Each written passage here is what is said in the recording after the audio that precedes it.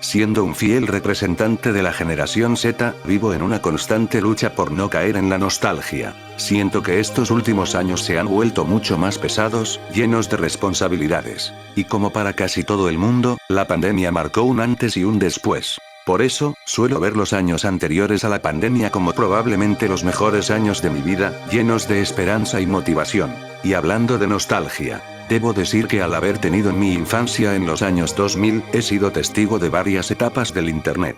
Etapas que, con el paso del tiempo, se dieron a conocer a nuevas generaciones gracias a la globalización. Y a que hoy todo está mucho más conectado. Cosas como el estilo Frutigera Aero, con esas imágenes brillantes y cristalinas, que automáticamente me generan nostalgia. Algún día haré un video hablando solo de eso. Pero bueno, de eso no vengo a hablar hoy. Hoy vengo a hablar de una de las etapas más curiosas de mi red social favorita. Aunque, no sé si YouTube se puede considerar una red social.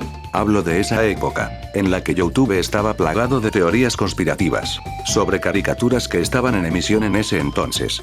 Yo recuerdo que, en ese entonces, mis series favoritas eran Un Show Más y Hora de Aventura, y que apenas llegaba de la escuela lo primero que hacía era pedirle el celular a mi mamá para buscar en YouTube vídeos de errores, curiosidades y teorías extrañas sobre estas series. Eran vídeos con miniaturas raras, títulos exagerados y, por supuesto, narrados con voz locuendo, que en su momento parecían decir verdades ocultas que nadie más había notado. Sin embargo, hoy no vengo a hablar de esas series en específico, sino de algo que fue muy popular en su tiempo y que marcó a toda una generación de espectadores. Hoy voy a hablar de 3 teorías conspirativas que se hicieron virales gracias a la popularidad de estas caricaturas y al impacto que tuvieron en la gente de mi generación. Algunas de estas teorías eran inquietantes, otras simplemente absurdas, pero todas tenían algo en común: lograban hacer que ya no volvieras a ver las series de la misma manera.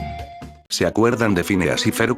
Dentro del fandom de teorías locas y supuestamente macabras, siempre ocurre algo curioso. Las series más coloridas, llenas de humor blanco y aparentemente inocentes, suelen ser las que terminan teniendo las teorías más oscuras. Y hace poco volvió a resonar en mi cabeza una de las teorías más populares de esta serie, la que afirma que Phineas y Ferb no es real y que toda la historia ocurre únicamente en la imaginación de Candace.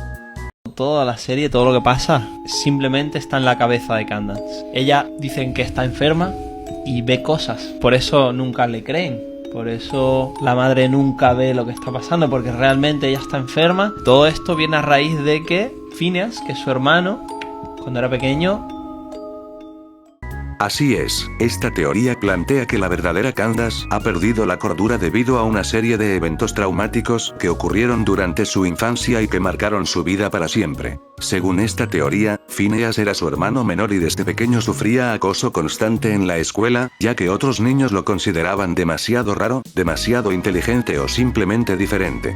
Con el paso del tiempo, estas situaciones se volvieron cada vez más graves, hasta que un día ocurrió un evento que cambiaría todo. Ese día marcó un antes y un después en la vida de Candace, quien no pudo lidiar con lo sucedido ni aceptar la pérdida de su hermano.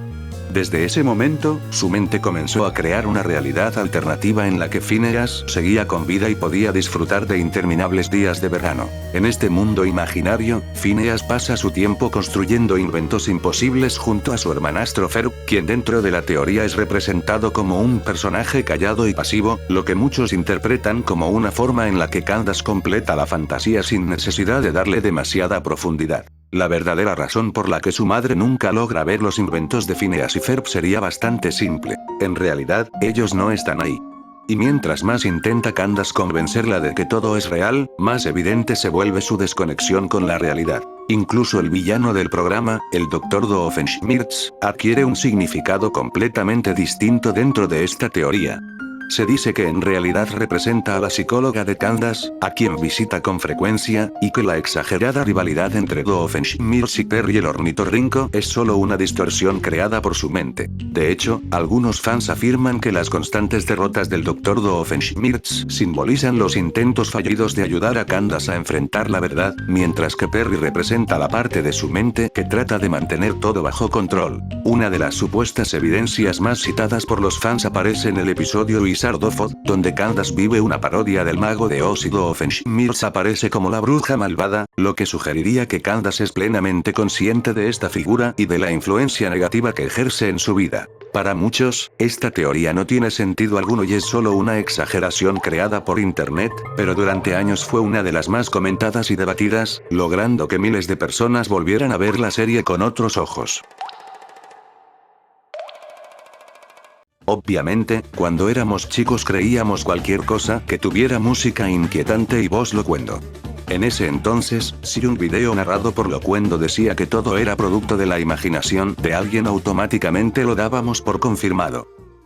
Antes de continuar, voy a hacer una pequeña pausa. Si te está gustando el video, una suscripción ayudaría muchísimo, especialmente porque este es un canal que recién está empezando y tu apoyo marca una gran diferencia. Ahora sí, sin más interrupciones, continuemos.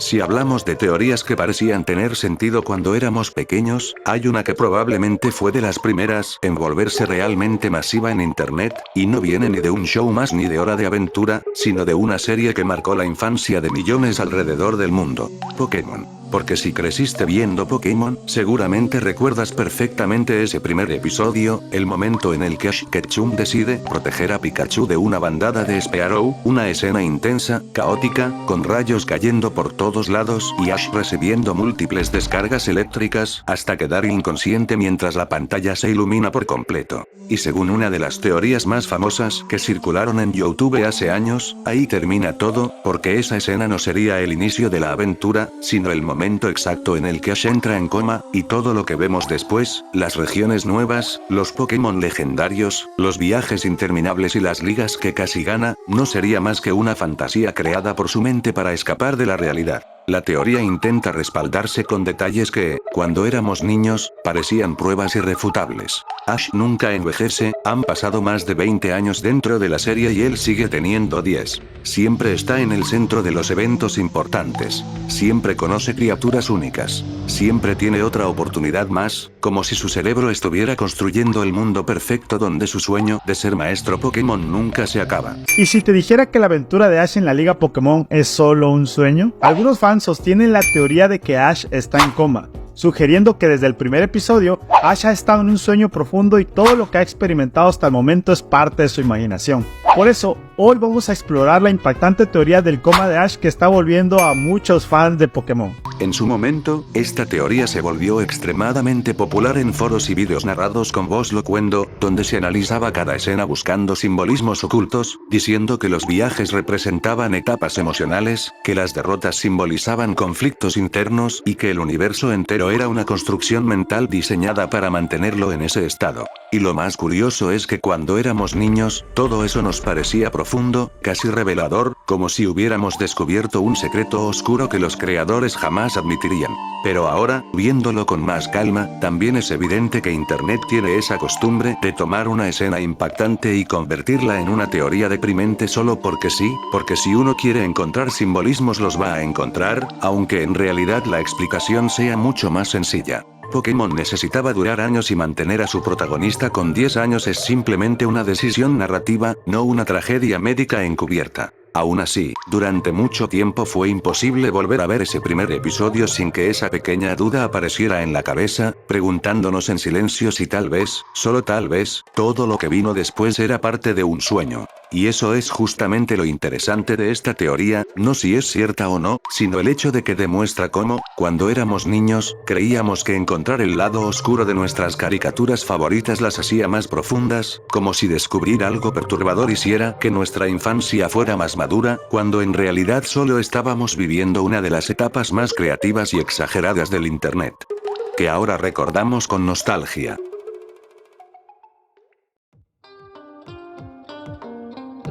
Ahora vamos con el real, el verdadero, el único, el clásico, un clásico pero clásico de clásicos, nada de Barcelona contra Madrid, esas son huevadas, yo hablo de la clásica teoría que marcó una era completa del internet, la teoría de los 7 pecados capitales en Bob Esponja. Porque si hubo una caricatura que parecía inocente, colorida y completamente absurda, era Bob Esponja, pero como ya vimos antes, internet tiene una obsesión extraña con convertir lo más alegre en lo más oscuro posible, y esta teoría no fue la excepción, porque durante años fue prácticamente obligatorio que alguien en YouTube hiciera un video explicando que Fondo de Bikini en realidad era una representación simbólica de los pecados capitales. Todos los personajes de Bob Esponja representan uno de los pecados capitales. Don Cangrejo es la avaricia. Calamardo es la ira. Gary es la gula. Gary es la gula, porque se come todo, ¿no? Arenita es la soberbia. Siempre es la mejor. Plankton es la envidia. Patricio es la pereza. El que me falta es Bob Esponja, que es la lujuria. Según esta teoría, cada personaje principal representa uno de los 7 pecados capitales, esos mismos que vienen de la tradición cristiana. Soberbia, avaricia, lujuria, ira, gula, envidia y pereza, y lo más inquietante es que cuando alguien te lo explicaba con música tétrica de fondo, imágenes con zoom dramático y voz locuendo, empezaba a sonar sorprendentemente convincente. La lista normalmente quedaba así. Don Cangrejo como la avaricia, porque su amor por el dinero está por encima de cualquier otra cosa, llegando incluso a explotar a sus empleados y a poner el negocio antes que su propia seguridad. Patricio como la pereza, ya que vive prácticamente sin aspiraciones, sin trabajo estable y con una actitud pasiva ante todo lo que ocurre. Calamardo como la ira, constantemente frustrado, molesto con su entorno y resentido con la felicidad de los demás. Plankton como la envidia, obsesionado con robar la fórmula secreta porque no soporta el éxito del crustáceo cascarudo. Arenita como la soberbia u orgullo, representando la confianza extrema en su inteligencia y habilidades científicas.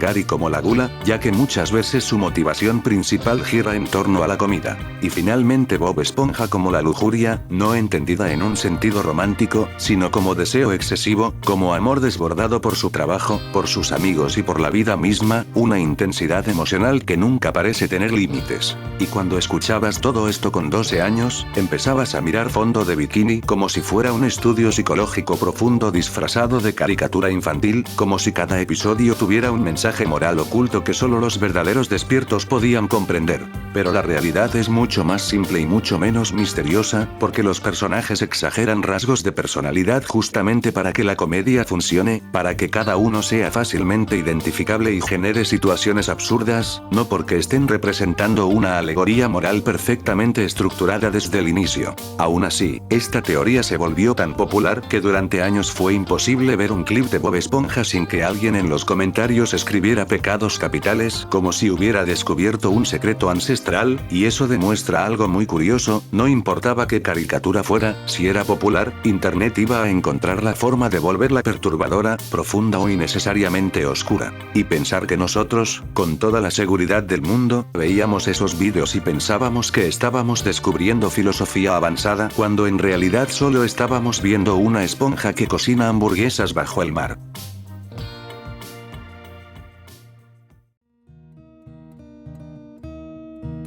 Y al final, todas estas teorías, por más absurdas, exageradas o innecesariamente oscuras que hayan sido, nos acercan un poco más a esa época de la que hablé al principio del video, esa etapa en la que el internet era diferente, en la que llegábamos del colegio y lo único que queríamos era buscar curiosidades, errores y teorías conspirativas sobre nuestras caricaturas favoritas. Sinceramente, siempre me gusta darle un vistazo al pasado para recordar las cosas que nos entretenían en ese entonces, porque aunque hoy estemos ocupados con 1000 responsabilidades, pendientes y preocupaciones, siempre es bueno volver mentalmente a esos años y mirarlos con cariño, no con tristeza, sino con gratitud por todo lo que representaron. Tal vez muchas de esas teorías no tenían sentido, tal vez solo eran producto de una etapa muy creativa del internet, pero formaron parte de nuestra infancia digital, y eso ya las hace especiales. Ahora sí, espero que el video les haya gustado, si fue así pueden apoyar con una suscripción, un like o compartiéndolo, especialmente porque este canal recién está empezando y cada apoyo realmente marca la diferencia.